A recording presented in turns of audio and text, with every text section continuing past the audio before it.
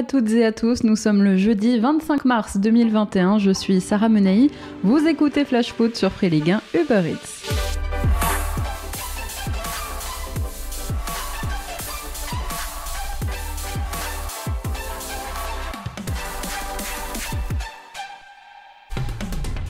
L'aventure vers le Qatar commence par un accro pour les Bleus. Je vous le disais hier, c'était sur le papier le rendez-vous le plus compliqué de cette première fenêtre internationale de l'année. Eh bien, l'équipe de France l'a raté. Hier soir au Stade de France, les Bleus ont vécu une soirée très compliquée face à l'Ukraine pour leur entrée en lice dans les éliminatoires de la Coupe du Monde 2022. Punis sur un CSC de Presnel Kimpembe, les hommes de Didier Deschamps ont dû se contenter d'un match nul, un partout. C'est pourtant Antoine Griezmann qui avait ouvert le score pour les Bleus et avec la manière. En plus, avec un but magnifique, une superbe frappe enroulée dans le petit filet opposé. D'ailleurs, aparté, mais que ça fait du bien de revoir un Antoine Griezmann à ce niveau. Mais ses coéquipiers, notamment en seconde période, se sont montrés finalement complètement impuissants à la peine face à une défense ukrainienne particulièrement regroupée. Irrésistible avec le Paris Saint-Germain en ce moment, Kylian Mbappé a finalement été le symbole de cette impuissance française, incapable de faire parler sa vitesse pour la plus grande satisfaction d'Andrei Shevchenko, qui a confirmé, le sélectionneur ukrainien après le match, l'existence d'un plan anti-Mbappé. Alors, est-ce qu'être champion du monde doit nous empêcher de critiquer le fond de jeu des Bleus ? C'est la question qu'on se pose depuis longtemps maintenant. J'ai un avis, je prétends pas avoir la réponse, seulement on peut constater quand même que les choix de Didier Deschamps hier soir n'ont pas été forcément payants. Je pense à la sortie de Kingsley Coman, qui était pourtant très bon, aux entrées de Paul Pogba et d'Anthony Martial, qui n'ont rien apporté ou presque. Didier Deschamps, en alignant même d'entrée Mbappé à gauche et Coman à droite, s'est peut-être aussi trompé de plan de jeu dès le départ. Pas d'espace, pas de vitesse. Si le sélectionneur n'a pas voulu parler d'accident, il a reconnu sa déception quand même, il a évoqué ses choix aussi en conférence de presse après la rencontre. Si, mais c'est pas tout d'avoir des joueurs offensifs, comme je vous l'ai déjà dit, même si ça peut pas plaire à tout le monde, c'est pas parce que vous mettez 3 avant-centres que vous allez marquer plus de buts. C'est une occupation du terrain, c'est de la complémentarité. Avec, on doit être capable de mieux faire. C'est une option en moment, mais pour l'équilibre de l'équipe, si on a le ballon, ça pose pas de gros soucis, mais quand c'est... Bon, aujourd'hui, on l'a eu beaucoup plus que l'adversaire, mais forcément, il y a des efforts aussi dans la phase défensive. Alors, la campagne de Russie n'avait pas mieux débuté il y a 4 ans. À l'époque, les Bleus avaient commencé aussi par un triste match nul contre la Biélorussie. Cette équipe a finalement cette drôle d'habitude de lancer piano leur qualification pour les Coupes du Monde. Bon, une réaction quand même des Bleus est déjà attendue dimanche après-midi face au Kazakhstan s'ils ne veulent pas se compliquer la tâche dans ces qualifs pour le prochain mondial. Allez, c'est parti pour notre tour des clubs.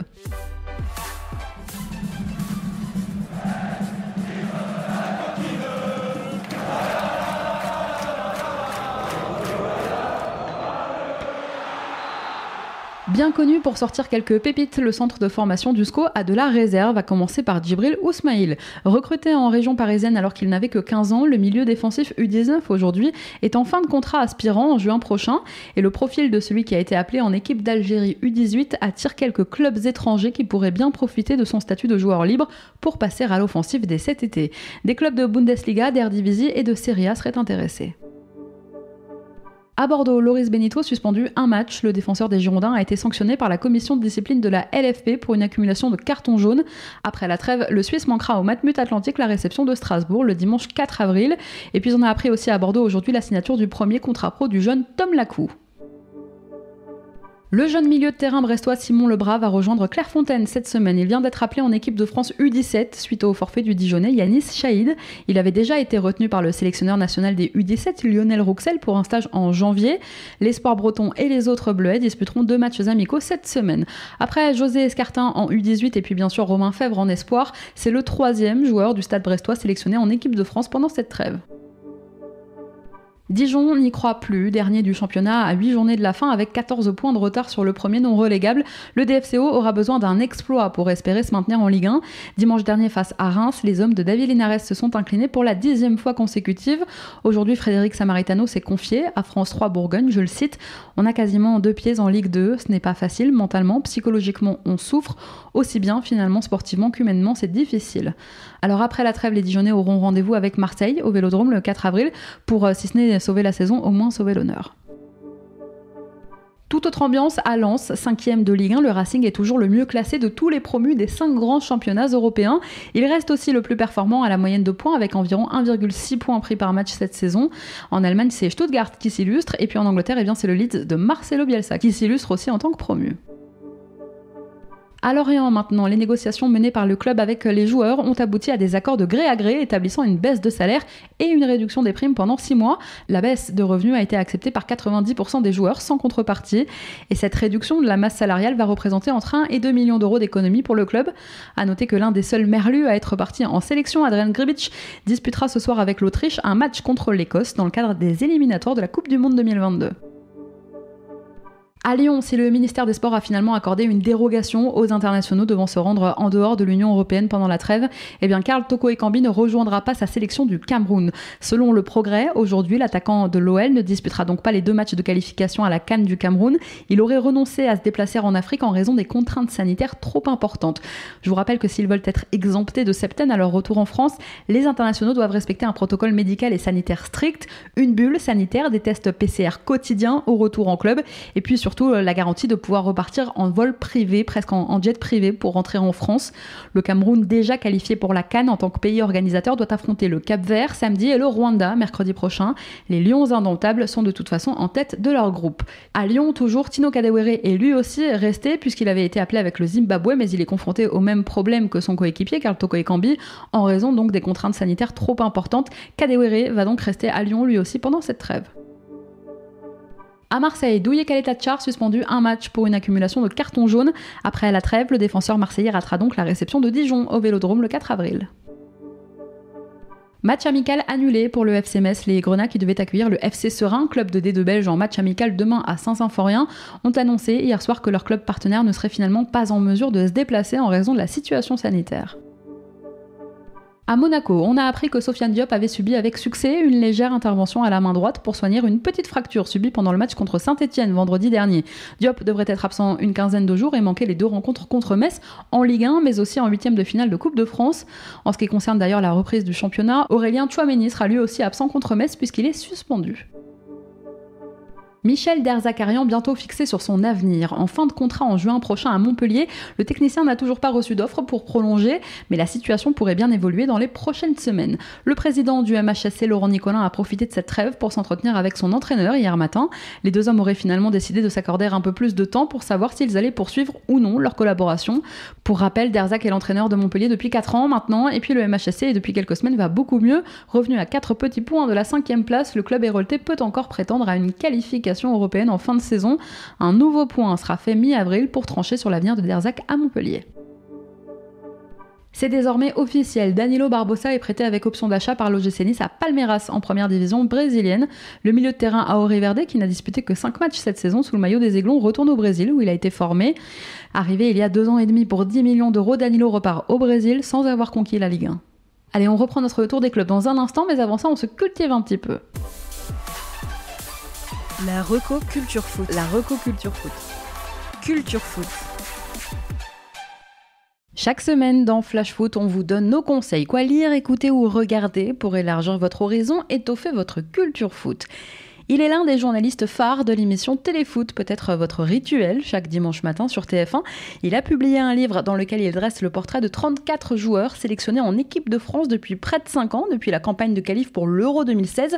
Le livre s'appelle Génération étoilée. Son auteur, c'est monsieur Julien Ménard, qui nous fait le plaisir d'être avec nous dans Flash Foot. Bonjour Julien. Bonjour. Julien, les Bleus ont entamé cette semaine leur campagne de qualification pour la Coupe du Monde 2022.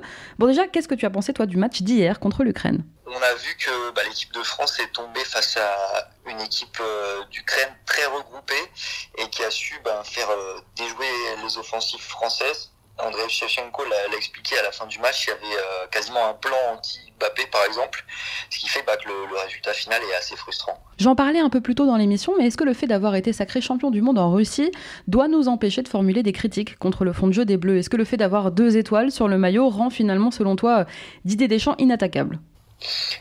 Pour moi, à partir du moment où on a l'habitude de dire qu'il y a 60 millions de sélectionnés en France, à partir du moment où celui qui est en place est champion du monde, c'est quand même difficile de le critiquer. Alors j'entends ceux qui disent que on pourrait avoir de temps en temps, un jeu un peu plus léché, plus d'offensive. Mais le fait est qu'on est champion du monde. Auparavant, on avait été finaliste de l'Euro et on fera partie des favoris pour le prochain Euro. Donc, à partir de là, allons au bout, continuons à respecter la logique de ce sélectionneur et puis voyons ce que ça donne. On a une génération exceptionnelle. Il y a une notion de groupe très chère à Didier Deschamps. On sent qu'il y a un vrai groupe France. Et moi, je crois en cette équipe. Et très honnêtement, j'ai pas envie de la critiquer parce que à chaque fois, les résultats ont été bons. Même au début de la Coupe du Monde, il y a eu des critiques. Et finalement, on est champion du monde. On a 2 étoiles sur le maillot. Donc, je trouve ça un peu dur en fait. Je trouve la critique un peu facile. Toi, dans Génération Étoilée, Julien, tu t'es intéressé, donc je le disais, au groupe qui participait à la précédente campagne, celle de qualif pour l'Euro 2020, reportée d'1 an à cause du Covid. L'Euro qui se tiendra finalement du 11 juin au 11 juillet prochain. Tiens, d'ailleurs, tu le vois comment cet Euro, Julien, entre la compétition qui doit se tenir dans 13 pays différents, avec des villes encore durement touchées à l'heure actuelle par le Covid. Et puis aussi, il y a la question évidemment des supporters. Le président de l'UEFA, Alexander Tseferin, a dit qu'il voulait absolument des supporters en tribune pour cet Euro, sauf qu'il n'est absolument pas certain à l'heure actuelle que ce soit vraiment possible, Julien. C'est le grand flou. On ne sait pas si l'Euro va se tenir dans tous ces pays. Est-ce que finalement il va être concentré sur 1 ou 2 pays? Est-ce qu'il y aura des supporters? Franchement aujourd'hui, moi j'en sais rien en tout cas. Et c'est vrai qu'on a hâte de savoir parce que ça doit être une fête. C'est une fête, c'est un Euro, une Coupe du Monde. Et c'est vrai que sans supporters, ça aurait quand même pas la même saveur. Et on approche, c'est demain déjà l'Euro et pour l'instant c'est vrai qu'on sait pas du tout comment ça va se dérouler. Tu parles de génération, tout à l'heure tu parlais de groupe. Est-ce que c'est finalement, Julien, le grand pari réussi par Didier Deschamps, c'est d'avoir su créer un groupe pour aller chercher cette Coupe du Monde 2018? On l'a beaucoup dit à l'époque. Pour moi, clairement oui. Et je suis convaincu que sur une compétition comme une Coupe du Monde ou un Euro, c'est primordial. C'est des joueurs qui finalement vont vivre ensemble, quasi enfermés pendant un mois. S'il n'y a pas une notion de groupe, s'il y a des guerres d'ego trop importantes, s'il y a des clans, je parle même pas des clashs, c'est trop compliqué. Au-delà du niveau des joueurs et des performances sur le terrain, cette notion de groupe, pour moi, elle est indispensable. Et justement, c'est vraiment la force de Didier Deschamps, c'est qu'il a réussi à créer une équipe avec des personnalités très complémentaires. Je le disais tout à l'heure, Génération Étoilée, c'est le portrait de 34 Bleus. Quel joueur, Julien, dont tu as dressé le portrait, présente le parcours le plus marquant, selon toi?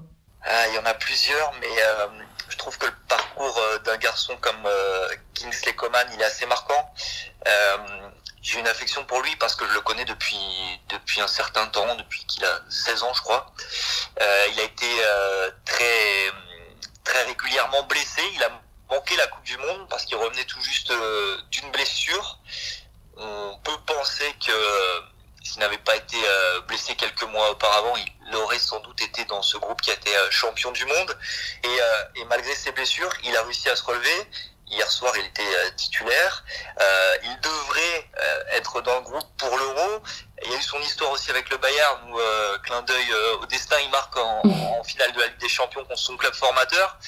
Et voilà, c'est un garçon qui s'est relevé de graves blessures. Et je trouve que voilà, son parcours force l'admiration et le respect. Il a fait un bon match en plus, Coman, avant sa sortie hier soir. Julien, tu as suivi les Bleus pendant l'Euro 2016 qui se déroulait à la maison en France. Quel souvenir est-ce que tu en as gardé? C'était ma première grosse compétition sur site. J'étais déjà à TF1 et à Téléfoot au moment de la Coupe du Monde au Brésil, mais j'avais pas eu la chance d'aller là-bas. Donc là, ça prenait une autre dimension. Le fait que ce soit en France, c'était la fête. Je me souviens de la demi-finale, par exemple, à Marseille, où avant même d'arriver au stade, on marche sur plusieurs centaines de mètres pour se rendre au Vélodrome. C'est la fête dans les rues. C'est ce qui nous manque aujourd'hui. C'est ce qu'on a envie de retrouver. Et voilà, c'est une ambiance. Au-delà de la performance sportive, c'est ce qui m'a vraiment marqué. C'est le fait que voilà, le foot, c'est une fête. Ça doit être une fête. Quand en plus sportivement ça se passe bien et que l'équipe de France va loin, tout le monde est rassemblé dans les bars, dans les rues, et c'est vraiment ce qui m'avait plu, ce qui m'a marqué. Je l'ai vécu complètement différemment sur la Coupe du Monde parce que là j'étais en Russie et donc un mois dans un autre pays. je voyais, alors évidemment j'étais super content d'être là-bas, je vivais cette Coupe du Monde à fond, mais je voyais aussi toutes les vidéos en France, les moments de communion après les victoires de l'équipe de France, et ça me faisait un truc. Je pensais aussi à mes amis supporters qui devaient être chez eux ou dans les bars et qui fêtaient ça ensemble. Et c'est vrai qu'une fois que la France a été championne du monde, j'avais qu'une hâte, c'était de rentrer en France le plus vite possible pour moi aussi faire la fête avec le public, les supporters français. Donc vraiment, ce qui me marque sur l'Euro, sur une Coupe du Monde, sur ce genre de compétition, c'est l'atmosphère, la fête qu'il y a autour. La communion, vraiment c'est le terme. Je reviens un peu sur l'Euro 2016, Julien. André-Pierre Gignac a donné une interview cette semaine au micro d'RMC. Il dit que son poteau en finale contre le Portugal l'a hanté, qu'il n'en a pas dormi pendant des mois.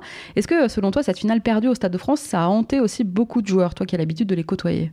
Hanté, je sais pas, mais je pense, et ça c'est propre aussi à ces très grands champions, c'est que ils le gardent dans un coin de la tête et ça leur permet de revenir plus fort, de continuer. Je me souviens du discours de Paul Pogba dans le vestiaire au moment de la Coupe du Monde, je crois que c'est avant la finale, quand il dit qu'il a perdu une finale. Donc il fait allusion à ce match contre le Portugal à l'Euro et qu'il est hors de question qu'ils vivent ça de nouveau.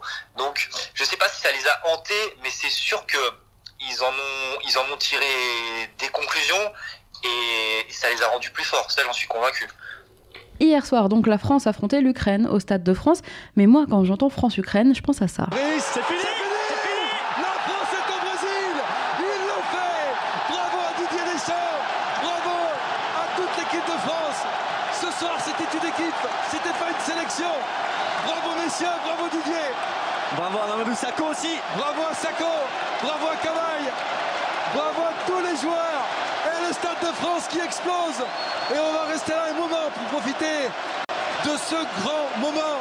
La France va participer à une 14e phase finale de Coupe du Monde. Il l'a fait, Dédé. 19 novembre 2013, au Stade de France, les Bleus se qualifient pour le mondial au Brésil après avoir terminé deuxième de leur groupe et disputé donc les barrages contre l'Ukraine. La soirée est folle, les Français ont perdu 2-0 à l'aller, ils en mettent 3 ce soir-là pour aller chercher cette qualif pour le mondial brésilien. Le fameux doublé de Mamadou Sakho, un but de Karim Benzema. Est-ce que tu penses que ce moment, Julien, c'est aussi un moment fondateur finalement dans l'histoire des Bleus? Parce qu'il a fallu le barrage contre l'Ukraine pour aller au Brésil, il a fallu le mondial brésilien pour construire le mondial en Russie. Est-ce que c'est pas ce match finalement qui a amené les Bleus à croire en eux, à être soudés et derrière à enchaîner quart de finale au Brésil, finale de l'Euro et victoire en Coupe du Monde ensuite? Alors ce match, je m'en souviens très bien aussi parce que ce jour-là, moi je suis à Newcastle chez Hatem Ben Arfa pour Téléfoot. Je fais un tournage avec lui, on suit le match ensemble justement.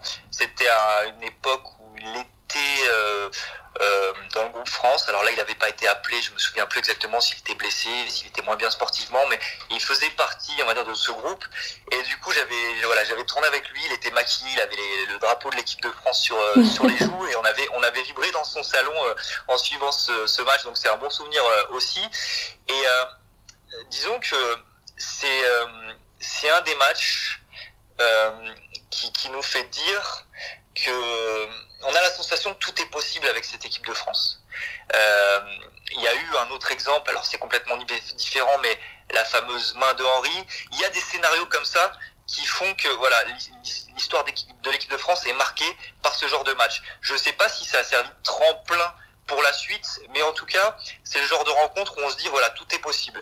Et je pense qu'on y pense du coup avant certains matchs, quand on joue l'Allemagne en demi-finale de l'Euro, qu'on n'est pas forcément favori, que finalement on parvient à les renverser alors qu'on a été dominé sur la rencontre, bah voilà, on se dit impossible n'est pas français, et ça fait un peu écho à ça, à ce scénario fou, ce doublé de Mamadou Sakho contre l'Ukraine qui nous avait qualifiés. Tu suivras les Bleus aussi, Julien, pour TF1 cet été?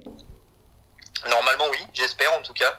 On n'a pas encore décidé de ce qui allait être fait exactement parce que c'est encore le flou autour de l'Euro, mais a priori oui. Julien, quand tu as 32 ans, on a déjà couvert un Euro, une Coupe du Monde.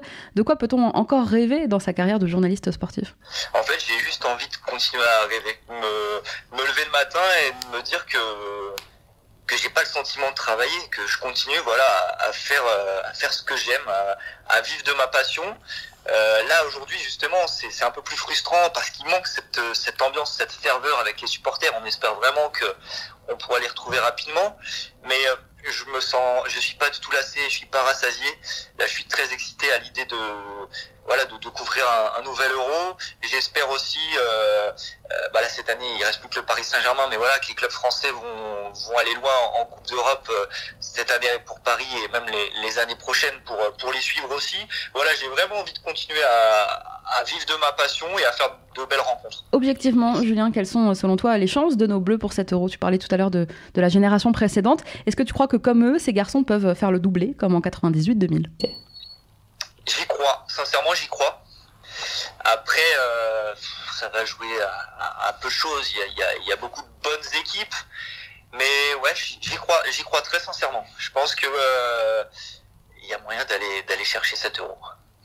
Alors ton livre Génération étoilée devait sortir pour l'Euro, finalement il est sorti un peu avant avec le décalage évidemment de la compétition à cause du Covid, mais du coup tu as eu le temps entre-temps de le réactualiser. Qu'est-ce qu'on apprend, Julien, dans ce livre qu'on ne sait pas déjà finalement sur ce groupe ?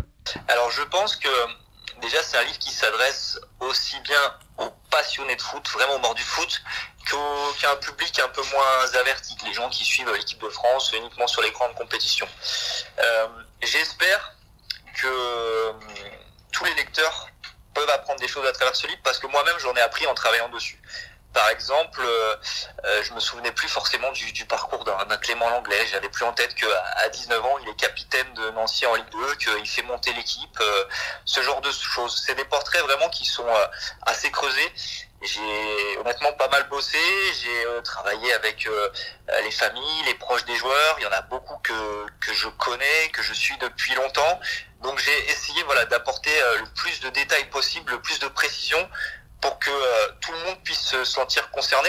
Et puis l'intérêt aussi, comme tu l'as dit, il y a 34 portraits, c'est qu'on puisse piocher. On a tous un chouchou, un joueur préféré. Voilà, on en connaît peut-être plus sur ces joueurs-là, mais après il y a d'autres joueurs auxquels on peut être amené à s'intéresser, à apprendre des choses en lisant ce livre. Bah moi, tu vois, j'ai appris des choses sur Clément Langlais, mais aussi sur Alphonse Areola, dont on connaît pourtant bien le parcours. C'est pas le plus méconnu de ce groupe France, mais j'ai appris des choses. Le seul dont tu n'as pas dressé le portrait, Julien, c'est Didier Deschamps.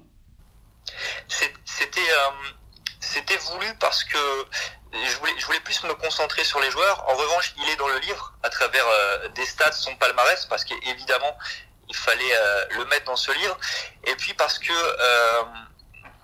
c'est comme je parlais tout à l'heure de la notion de génération et du passage de témoin entre les joueurs de la génération 98 et cette génération, je voulais vraiment me concentrer davantage sur les joueurs. Donc Didier Deschamps est dans le livre, mais c'est vrai qu'il n'y a pas son portrait. Merci beaucoup, Julien, d'avoir répondu à mes questions. Merci à toi. Je rappelle, Julien, que ton livre Génération étoilée est disponible aux éditions Amphora. La préface est signée Bichente Lizarazu, tu l'as dit. Et sinon, on peut te retrouver, Julien, tous les dimanches matins dans Téléfoot sur TF1. Et puis on va te suivre, évidemment, pendant l'Euro. Allez, on reprend notre tour des clubs, direction les Costières cette fois, direction Nîmes. Un match amical était initialement programmé entre le Nîmes Olympique et l'Olympique de Marseille demain en fin d'après-midi, mais l'OM a finalement décidé d'annuler cette rencontre. Alors plutôt que de se rendre dans les Bouches-du-Rhône, les Nîmois vont donc se contenter d'une opposition interne à la Bastide demain matin. Un moindre mal pour Pascal Plante qui ne voulait surtout pas couper pendant ces 2 semaines sans match officiel. Et puis sachez que l'infirmerie nîmoise se vide avec les retours d'Anthony Briançon, de Lucas Boadès et de Karim Aribi. Finalement, seuls Sidi Sarr, Pablo Martinez et Clément Després se trouvaient encore aux soins en ce milieu de semaine. Enfin, Burger Melling, l'unique Nîmois parti en sélection pendant cette trêve, était titulaire hier soir avec la Norvège. La Norvège qui débutait les éliminatoires pour la Coupe du Monde 2022 et qui s'est imposée 3-0 à Gibraltar. Samedi, Burger Melling et ses coéquipiers accueilleront la Turquie avant d'affronter le Monténégro mardi prochain. Moise Kean, forfait pour les prochains matchs de l'Italie pour la qualification pour la Coupe du Monde 2022. La fédération italienne a évoqué un état de fatigue du joueur qui est donc rentré à Paris. La Squadra Azzurra doit affronter l'Irlande du Nord ce soir, la Bulgarie dimanche et la Lituanie mercredi prochain. Moise Kean, lui, avait été testé positif au Covid début mars. Il avait fait quand même son retour en Ligue 1. On lui souhaite évidemment un bon rétablissement. Avant d'entamer les éliminatoires du Mondial 2022, le Kosovo de Valon Berisha et d'Herbert Zeneli s'est imposé hier soir 4-0 en match amical contre la Lituanie. Les deux Rémois étaient titulaires au coup d'envoi. Berisha n'a disputé que la première période, mais Zeneli a joué 76 minutes, le temps pour lui de s'offrir un doublé. Le Kosovo accueillera la Suède dimanche. Et puis comme Tino Kadewere, Marshall Mounetsi devait lui aussi rejoindre le Zimbabwe en sélection cette semaine, sauf qu'il n'a toujours pas quitté Reims puisqu'il n'a pas trouvé de vol privé pour rentrer après la trêve, comme l'exige, je vous l'expliquais tout à l'heure, le protocole sanitaire. Mounetsi pourrait donc lui aussi rester à Reims cette semaine. Il manquera déjà pour sûr ce soir le match des Warriors au Botswana en éliminatoire de la CAN. Et si Bruno Genesio faisait revenir Nabil Fekir en Ligue 1 ? Permettez-nous de rêver. Arrivé sur le banc rennais il y a 3 semaines à peine, Genesio veut déjà faire des folies sur le marché des transferts en recrutant son ancien chouchou, Nabil Fekir. Sous contrat avec le Betis Séville jusqu'en 2023, Fekir pourrait donc faire son retour fracassant en Ligue 1, puisque même le directeur sportif rennais, Florian Maurice, qu'il a lui aussi connu à Lyon, serait très intéressé. Sauf que bon, quand même, financièrement, l'opération semble difficile, puisque le bilan des pertes du club breton cette saison devrait atteindre les 45 millions d'euros. Dans ce contexte difficile d'imaginer les dirigeants rennais investir sur un joueur évalué aujourd'hui quand même à 25 millions d'euros.